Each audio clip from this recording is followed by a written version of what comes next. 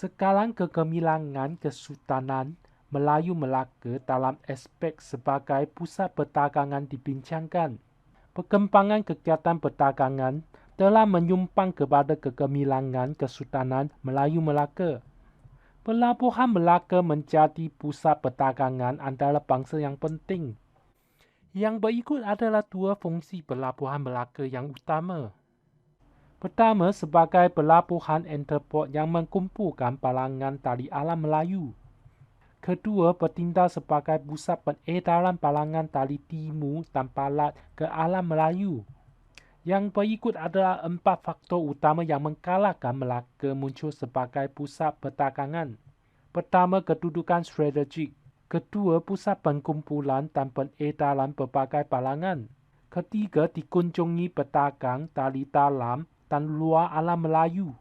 Keempat, Melaka adalah pusat perkapalan. Keempat-empat faktor ini akan diperincikan di bahagian yang seterusnya. Mengenai faktor pertama, kedudukan strategik. Melaka berada di laluan perdagangan antara India dan China. Kedudukan strategik di Selat Melaka menyebabkan Melaka dikunjungi oleh pedagang dari dalam dan luar alam Melayu. Mengenai faktor kedua, pusat pengumpulan dan pengedaran berbagai balangan. Balang seperti timah, emas, kapur palus, hasil hutan dan lempat latus diperoleh daripada negeri naungan dan jajahan, serta kawasan sekitar alam Melayu dan diedar kepada pedagang luar. Balangan luar yang dibawa masuk ke Melaka termasuk benang emas, kain belikat, batu delima, tembikar, wangian dan bahan makanan. Keberpakaian barang dagangan di pelabuhan membuktikan pelabuhan Melaka sebagai emporium yang maju. Faktor ketiga, Melaka dikunjungi pedagang dari dalam dan luar alam Melayu.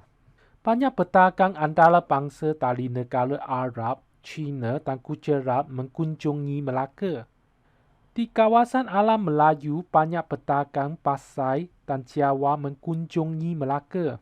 Terdapat juga pedagang dari Brunei, Peku, Parsi, Turki, Mesir, Luzon, Ceylon, Burma, Kemboja, Chamba dan Annam mengunjungi Melaka.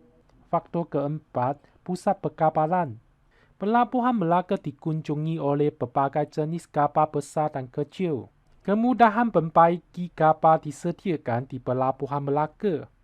Kapal kerja yang bersinggah di Pelabuhan Melaka termasuk perahu, sampan, kurap, pencacap, saku, payak, balok, lancang, kakap, palang dan kelulus.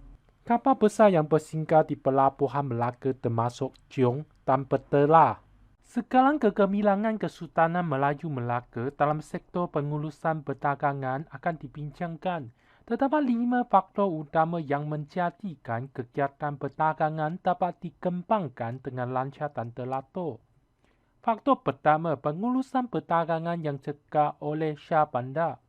Faktor kedua, cukai perdagangan yang rendah. Faktor ketiga, sistem tukar balang dan mata wang. Faktor keempat, peranan orang laut. Faktor kelima, kemudahan di Pelabuhan Melaka. Kelima-lima faktor ini akan diperincikan di bahagian yang seterusnya. Pertama sekali, faktor pertama, pengurusan perdagangan yang cekal oleh Syah Bandar dibincangkan. Jawatan Syah Bandar diwujudkan untuk mengurus pasak dan gudang, menjaga kebajikan serta keselamatan pedagang. Syah Bandar bertanggungjawab memeriksa alat timbang, sukat dan mata wang, menjadi hakim di pelabuhan, mengurus cukai dan menguatkuasakan peraturan keluar masuk kapal. Syah Bandar menjadikan urusan perniagaan menjadi lancar. Faktor kedua, cukai perdagangan yang rendah. Cukai pelabuhan yang rendah menarik minat pedagang ke Melaka. Cukai dan bayaran surat kebenaran berniaga di pelabuhan adalah sumber pendapatan Kesultanan Melayu Melaka. Terdapat 2 jenis cukai, iaitu cukai rasmi. Cukai ini adalah cukai import yang dikenali sebagai bantuan. Kadarnya berbeza-beza mengikut tempat asal pedagang. Jenis cukai yang kedua dikenali cukai tidak rasmi, iaitu cukai dalam bentuk hadiah. Pedagang dari China dan Jepun hanya dikehendaki memberikan hadiah yang nilainya sama dengan cukai 5%. Faktor ketiga, sistem tukar balang dan mata wang diperkenalkan. Pertukaran balangan dan mata wang digunakan dalam urusan berjual beli, di mana balangan dari China dan alam Melayu bertukar dengan balangan dari Barat dan India. Penggunaan mata wang telah melancarkan lagi urusan jual beli. Pada awalnya, tukaran nilaian seperti jongkong timah, serbuk emas dan kulit sibut digunakan. Mata wang timah yang digunakan dikenali sebagai Chalains. Pada atasnya, nama Sultan Melaka yang memerintah dipahat. Terdapat mata wang dari pasai, Hormuz dan Campbell ditemui. Mata wang emas, perak juga digunakan. Faktor keempat ialah peranan orang laut. Orang laut yang taat sedia kepada raja memainkan peranan yang penting dalam mengekatkan kestabilan kerajaan, terutamanya dalam memastikan urusan perdagangan dapat dijalankan tanpa gangguan. Orang laut adalah pelayar dan penunjuk arah kepada pedagang yang berdagang di Melaka. Orang laut adalah tentera laut yang menjaminkan keselamatan pedagang di perairan Melaka. Sekarang faktor kelima, kemudahan di pelabuhan Melaka dibincangkan. Contohnya gudang, iaitu tempat menyimpan barang yang disediakan di pelabuhan. Kemudahan pengangkutan seperti perahu dan sampan disediakan untuk memuat turun balangan daripada kapal besar. Pelabuhan Melaka disediakan dengan kemudahan bekalan makanan dan minuman. Pelabuhan Melaka disediakan dengan khidmat membaiki kapal.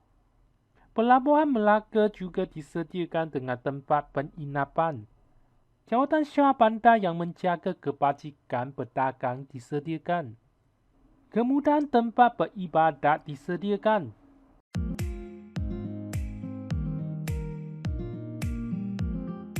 感谢您的观看，请您把视频分享给有需要的人。